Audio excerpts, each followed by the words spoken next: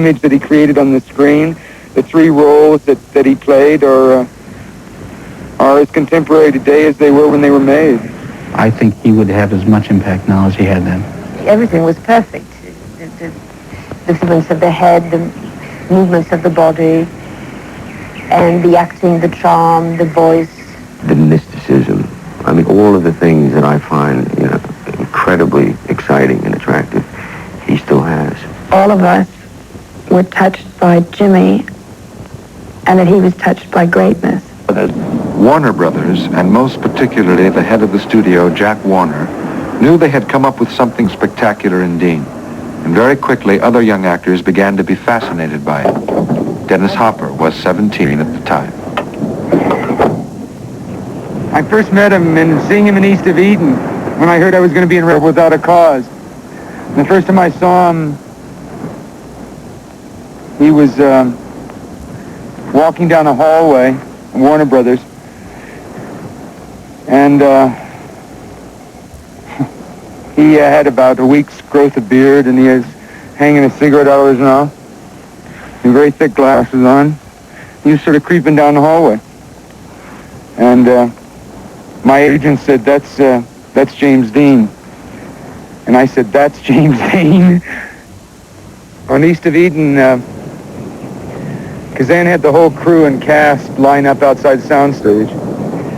And Kazan said, you're going to meet a boy, and he's going to be very strange to you, and he's going to be different. And but no matter what you see or what you think of him, when you see him on the screen, he's going to be pure gold. Magic. I mean, he just really he took things and, well, for example, in Rebel Without a Cause, when he's searched, they first bring him in, he's drunk. The guy starts searching him, and he starts laughing like he's being tickled, and things like that were just weren't in the script. I mean, they were just things that came out of actually doing and allowing yourself to be free and using your senses. Mixed up in that beating on 12th Street, huh? No, plain drunkenness. It says he was picked up there. Well, they had him on the carpet for an hour down at headquarters. He's clear, plain drunkenness. All right. So, Can I keep it? okay. You want to lean him up against something? Stand him over there. I tried to get to know him. Started by saying hello. No answer. He wouldn't talk to people on the set. He would be into himself, into his thing. He'd lock himself up into his dressing room. Finally, about halfway through the picture in the Chickie run, was at night, I grabbed him and literally threw him into a car and said, look, I really want to be a great actor too, and I don't know, I want to know what you're doing. I mean, I want to know what your secret is. And he said, why? And I said, because I want to be a great actor. He says, why do you want to be a great actor?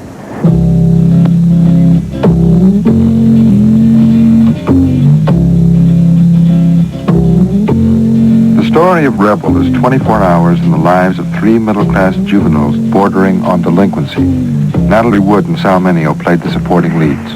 Well, when I first I actually met Jimmy, I was to read for Nick Ray, and I went to Nick's hotel, and he introduced me to Jimmy. It was on a Sunday afternoon, and he said, I'd just like to go over a couple of scenes.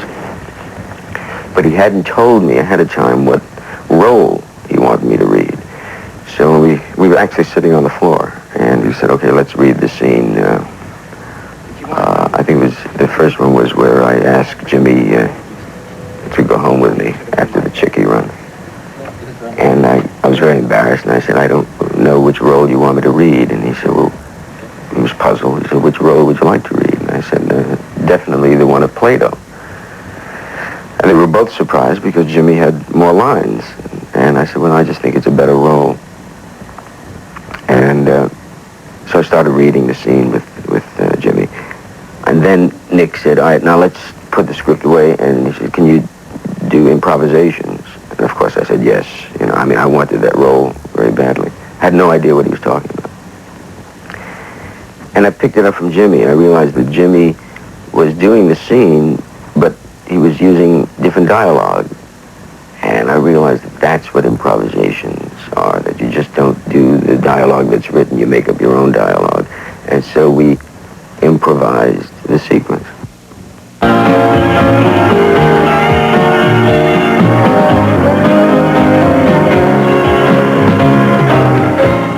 Natalie Wood had been well known as a child star in Hollywood.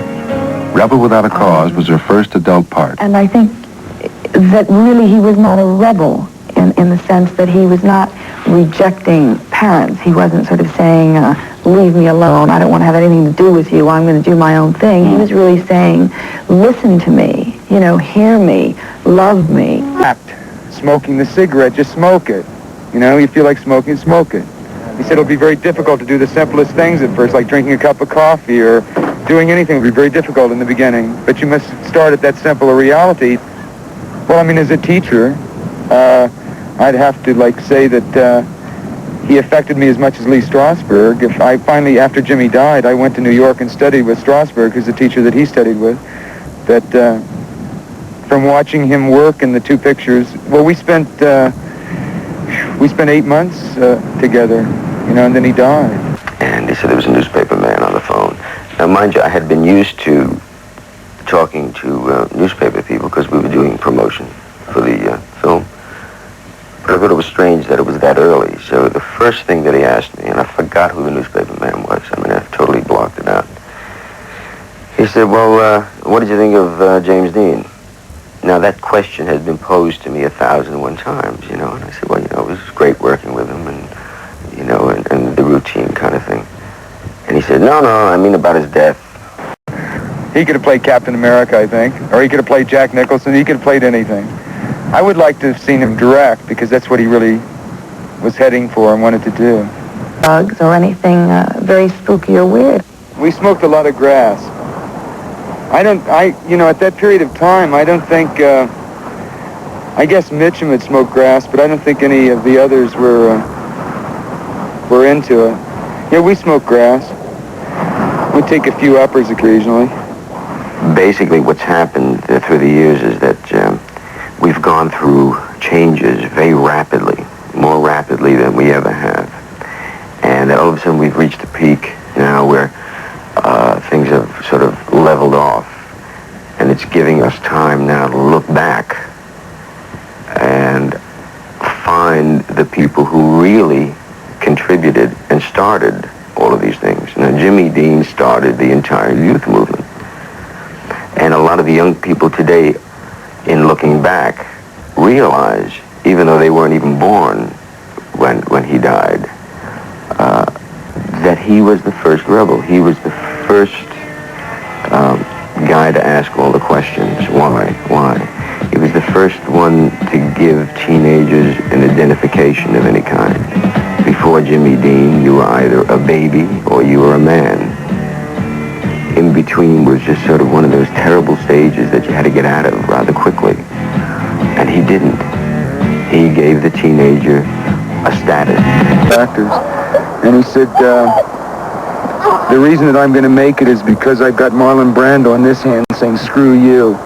And I've got Montgomery Clift in this hand saying, help me. Yeah. And somewhere in between is James Dean.